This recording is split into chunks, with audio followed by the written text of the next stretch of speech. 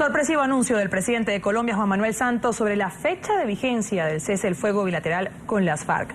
2 días después del plebiscito en el que los acuerdos alcanzados con la guerrilla fueron rechazados, el mandatario anunció que el alto el fuego será hasta el 31 de octubre. Santos explicó que durante este tiempo se podrán revisar con los promotores del no los puntos más sensibles de los acuerdos de La Habana. El Ministerio de Defensa, por su parte, precisó que la fecha del cese podrá ser ampliada para preservar la seguridad de la ciudadanía, la fuerza pública y las FARC. Según el gobierno, los resultados del plebiscito que no permitieron la refrendación del acuerdo con las FARC dejó sin efecto la implementación de lo negociado. Ante el triunfo del no, el decreto del cese al fuego bilateral y definitivo quedó derogado, por lo que el presidente anunció la ampliación de la medida mientras se logra salvar lo acordado. Se decretó el cese al fuego bilateral y definitivo con las FARC hasta el 31 de octubre. Tras conocerse la decisión de los colombianos en las urnas el domingo, el presidente anunció que el cese al fuego seguiría vigente. El cese al fuego y de hostilidades bilateral y definitivo sigue vigente y seguirá vigente. Santos aseguró que espera tener pronto las propuestas de los promotores del no para llegar a un acuerdo. Estamos en una zona gris, en una especie de limbo que es muy peligroso y muy riesgoso y que puede echar al traste todo el proceso. El presidente también ratificó a todo su equipo negociador de paz. Y minutos después de este pronunciamiento del presidente Santos, el secretariado de las FARC se pronunció desde La Habana. A través de su cuenta en Twitter, el jefe del grupo guerrillero, alias Timochenko, preguntó al mandatario colombiano qué viene después del 31 de octubre. Leo textualmente, dijo: ¿de ahí en adelante continúa la guerra?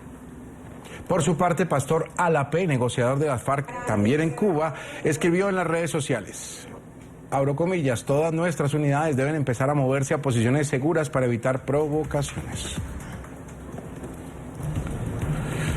Y vamos a analizar el tema. Saludamos en Bogotá, Colombia, a Jorge Restrepo. Él es director del Centro de Recursos para Análisis de Conflictos, el CERAC. Profesor Restrepo, gracias por estar con nosotros. Bienvenido, un buen día. Bienvenido a NTN 24. Muy buenos días, muchas gracias Jesús por tenerme con ustedes y con su audiencia en todas las Américas. Profesor, ¿está claro por qué se da esa prórroga del cese bilateral hasta el 31 de octubre? Y se lo pregunto porque hay mucha confusión y quizás la comunidad internacional no entiende por qué se da esa medida. A ver, claro que existe diáfana claridad acerca de lo que ocurrió. Ese cese que era indefinido es producto del acuerdo. En el punto 3 se había acordado con las FARC que se iba a acabar con la confrontación para siempre, de manera definitiva. Por eso era un cese bilateral y definitivo al fuego y a las hostilidades. Pero como el acuerdo fue rechazado en las urnas, y hay que recordarle y explicarle a la comunidad internacional que este acuerdo obliga al presidente, el no obliga al presidente, pues ese cese no se puede implementar. Si lo hace el presidente, estaría yendo no solamente en contra de la voluntad del pueblo, sino también en contra de la jurisprudencia de la Corte Constitucional. De manera que ese decreto que establecía ese cese el fuego no existe, como no existe, o más bien tuvo que ser derogado porque no existe el acuerdo en términos implementables. Lo que hizo el presidente fue que lo sustituyó por otro decreto que permite mantener, pero temporalmente, y para conducir nuevas negociaciones, ese es el fuego bilateral. Ahora, ¿usted cree que esa prórroga hasta el 31 de octubre será suficiente o quizás será necesario ampliar un poco más, como lo ha dicho el propio Ministerio de Defensa, que estaría dispuesto a hacerlo por la seguridad del país, de la Fuerza Armada e incluso de la propia FARC? Claro. El presidente puede renovarlo las veces que quiera, así como en el pasado se han renovado, para poner un caso, la zona de distensión durante el gobierno de Pastrana. Sin embargo, vale la pena decir que en este caso estamos en un cese el fuego que probablemente no vaya a tener monitoreo ni verificación y que por tanto tiene altísimos riesgos de que se rompa. Puede haber cualquier evento, un combate de encuentro, alguna facción disidente, alguna indisciplina, digamos, de una unidad militar que genere una operación militar que rompa esa situación de cese, digamos, de interrupción de la confrontación. Y claro, si la negociación en La Habana que se está conduciendo en este momento no tiene ningún resultado, volvemos al conflicto. Para resumir, en este momento estamos con una altísima probabilidad, un alto riesgo de que se vuelva a iniciar la confrontación armada entre las FARC y la fuerza pública del gobierno en Colombia.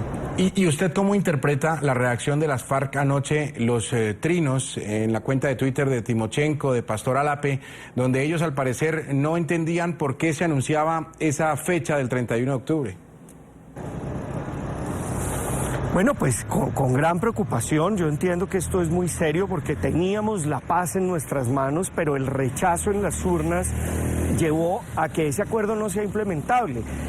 Creo que se les puede explicar, yo creo que lo van a entender, y tomaron ayer también medidas de reorganización de las tropas de las FARC para tratar de evitar cualquier provocación, en las palabras de Pastor Alape. Me parece que es una salida prudente, pero insisto, estamos en una situación de riesgo que es muy fácil de entender. Yo creo que no podemos decir que no haya claridad.